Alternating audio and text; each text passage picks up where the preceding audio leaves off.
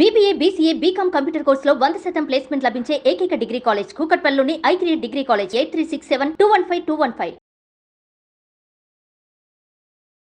అమ్మ, మనుషులు ఎలా ఉంటారు అంటే ఎవరన్నా ఒకరు మంచిగా మాట్లాడుతున్నారు అంటే కొంచెం తొందరగా అట్రాక్ట్ అయిపోతూ ఉంటాం. అవును.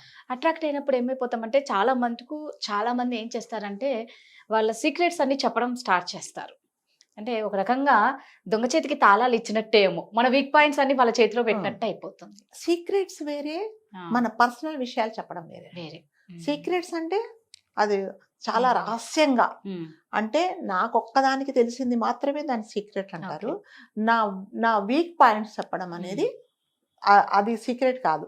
ఓకే. సో నేనేం చేస్తా, సపోజ్ నేను ఉంటాను, నాకు పలాందంటే చాలా భయం, నేను మీకు చెప్తా. Okay, that is my weak point. Okay. రహస్యం అంటే నా లైఫ్ లో ఇప్పుడు మామూలుగా కొంతమంది పర్సనల్స్ షేర్ చేసిన యా. వినేటప్పుడు వాళ్ళు విని దాన్ని ఎమోషనల్ గా బ్లాక్ మెయిల్ చేసి పనులు Yes, yes. చేసుకునే వాళ్ళు కూడా అదే ఉంటారు ఆ కదా? పాయింట్ కే వస్తున్నా. ఆ, అదే మీరు అన్నట్టుగా రహస్యాలు వేరే. ఓకే. రహస్యాలు అంటే మన లైఫ్ లో Yes. ఏమైనా జరిగింటే ఆ, అది నేను వేరే వాళ్ళకి చెప్పడం అనేది. ఉమ్, జనరల్ గా ఈ రహస్యాలు చెప్పకపోవడమే మంచిది. ఆ, అట్లాగే మన వీక్ పాయింట్స్ కూడా మనం చెప్పకపోవడమే మంచిదండి. ఆ, అంటే కొంతమంది ఏం చేస్తారంటే దాన్ని పాజిటివ్ గా తీసుకుంటారు, కొంతమంది దాన్ని correct. మన ఆట పట్టించడానికి కూడా తీసుకుంటారు. సపోజ్ మీకు చీకటి అంటే చాలా భయం, నాకు చెప్తారు మీరు, అది మీ వీక్ పాయింట్ Okay. కదా. అవును. మీరు నాకు చెప్తారు, అమ్మ నాకు చీకటి అంటే చాలా భయం అమ్మ. అప్పుడు నేను ఏం చేయాలి, మీకు అట్లాంటిది ఏం భయం లేదు, ఏం లేదు, నువ్వు కాసేపు చీకట్లో, నిజంగానండి కాసేపు మీరు చీకట్లో ఉండండి, కాసేపు ఉన్న తర్వాత మనకు కొంచెం వెళ్తురు ఉన్నట్టు అనిపిస్తుంది. చీకటి రూమ్ లో కూడా మరి ఫస్ట్ ఉన్నప్పుడు ఉన్నంత చీకటి కాసేపు ఉన్న తర్వాత మీకు ఆ చీకటి ఉండదు, మనకు అలవాటు పడిపోయి కొంచెం చిన్న కొంచెం వెళ్తున్నట్టుగా అనిపిస్తుంది. అవును. అలానే నేను చెప్పాలి, అట్లా ఏం లేదు, కాసేపు ఉంటే నువ్వు అలవాటు పడిపోతావు, మరి కాసేపు ఉంటుంది చీకటి, తర్వాత లైట్లు వస్తాయో లేకపోతే వెలుతురు వస్తుందో ఏదో చెప్పాలి. అంటే మీరు షేర్ చేసుకునే వాళ్ళని బట్టి ఉంటుందండి. మీ వీక్ పాయింట్స్ మీరు ఎవరితో షేర్ చేసుకుంటున్నారు అది that is more important. So మీరు షేర్ చేసుకునే వాళ్ళు అది వాళ్ళ మనసులోనే పెట్టుకుంటారా, పక్కకెళ్ళి చెప్తారా? ఓకే. మరి పక్కకెళ్ళి చెప్తే అది మీరు నాకు షేర్ చేసుకొని కూడా వేస్ట్ కదా. అవును. మీరు ఎందుకు షేర్ చేసుకున్నారు, నేను ఏదో మీకు ధైర్యం చెప్తానని, వేరే వాళ్ళకి షేర్ చేయనని చెప్తారు. నేనేం చేస్తాను, ఎవరన్నా విన్నవాళ్ళు వెంటనే పోయి చెప్తారు, రాధకు చూడడానికి అలా ఉంటుంది, ఆమెకు చాలా భయం అండి, రోడ్డు దాటడం అంటే భయము, డ్రైవింగ్ అంటే భయము, దాని తర్వాత ఎవరైనా గట్టిగా మాట్లాడితే భయము, ఓ కెమెరా ముందు ఏదో చాలా బాగా మాట్లాడుతుంది కానీ చాలా భయం, ఇవన్నీ నేను పక్కన వాళ్ళకి చెప్తా. ఓకే. అప్పుడు మీ వీక్ పాయింట్స్ నాకు చెప్పినందువల్ల మీకు ఏం లాభం వచ్చింది, నేను 10 మందికి వెళ్ళి చెప్తా, ఆ 10 మంది వెళ్ళి ఇంకో 10 మందికి చెప్తారు, అందరు కలిసి ఏం చేస్తారు, ఒకసారి దానికోసం ఒక మీటింగ్ పెట్టుకొని అదంట ఇదంట, ఇంకా దానికి మీకు భయం లేనివి కూడా కొన్ని జత చేస్తారు వాటికి. మీరు చెప్పింది ఒకటే, నాకు చీకటి అంటే భయం అండి, నేను కొంచెం మసాలా ఫుడ్ తినను, అది నా వీక్ పాయింట్, నేను కొంచెం మెయింటైన్ చేస్తానని రెండే చెప్పారు. నలుగురికి వచ్చేటప్పటికి 10 యాడ్ అవుతాయి.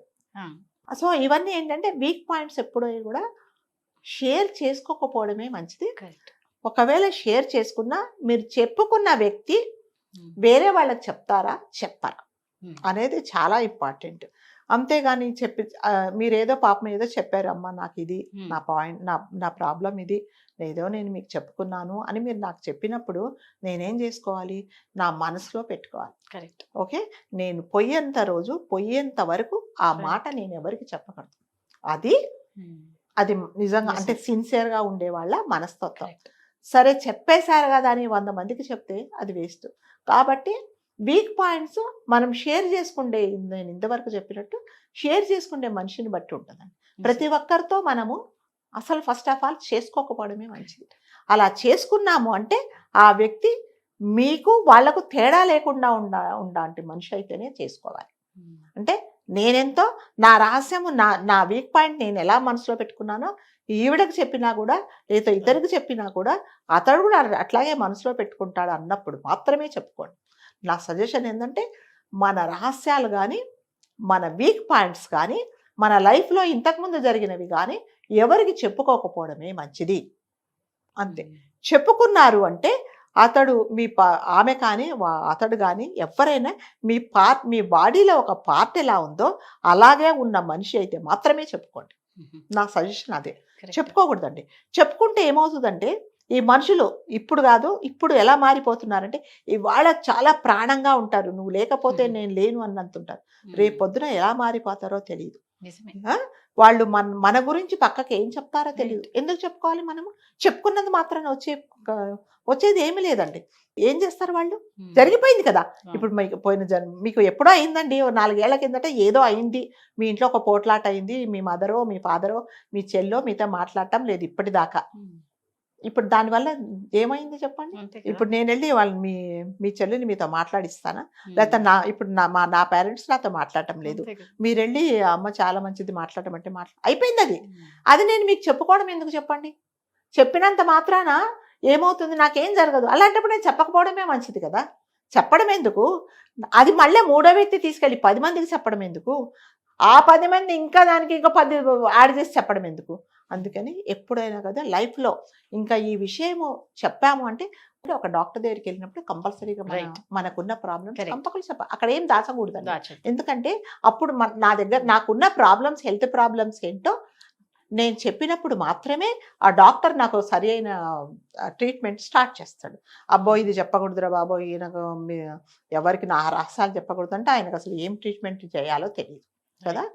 అట్లాంటప్పుడు అట్లాగే అంటే మనకి ఏదైనా అవసరం పడి ఒక అడ్వకేట్ దగ్గరికి వెళ్ళినప్పుడు కానీ, ఒక పెద్ద మనిషి దగ్గరికి వెళ్ళినప్పుడు కానీ, అతడు మనకు ఒక మంచి జస్టిస్ చేస్తాడన్నప్పుడు కానీ, అసలు జరిగింది ఏందో వాళ్ళకి చెప్తే కానీ వాళ్ళు మనకు సరైన జడ్జిమెంట్ అనేది మనకు చేయరు. అంతేగాని 4 చెప్పకుండా ఉన్న మరి మనకు అపోజిషన్ పార్టీ వచ్చి అంటే అంటే ఎవరైతే ఇష్టం లేదో వాళ్ళు వచ్చి ఇది జరిగిందంటే అదేంటే నువ్వు చెప్పలేదు మరి అతను చెప్పాడు అనుకుంటా. సో కొన్ని విషయాలు కొంతమందికి అంటే ఇట్లాంటి విషయాలు మాత్రం డాక్టర్ దగ్గరికి వెళ్ళినప్పుడు కంపల్సరీగా మనకున్న హెల్త్ ప్రాబ్లమ్స్ కంపల్సరీగా చెప్పుకోవాల్సిందే.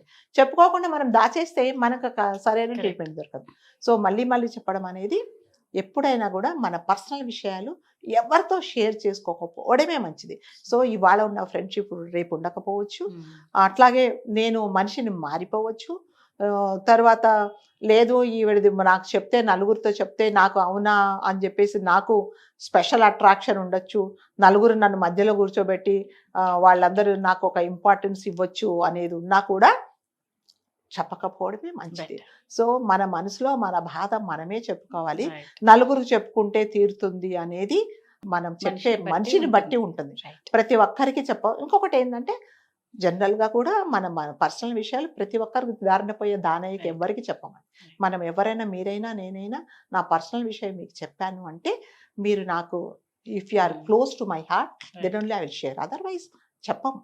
అలా చెప్పినప్పుడు ఏమవుతుందంటే ఎప్పుడైనా సరే అది నా మనసులో పెట్టుకుంటేనే మీరు చెప్పిన దానికి విలువ.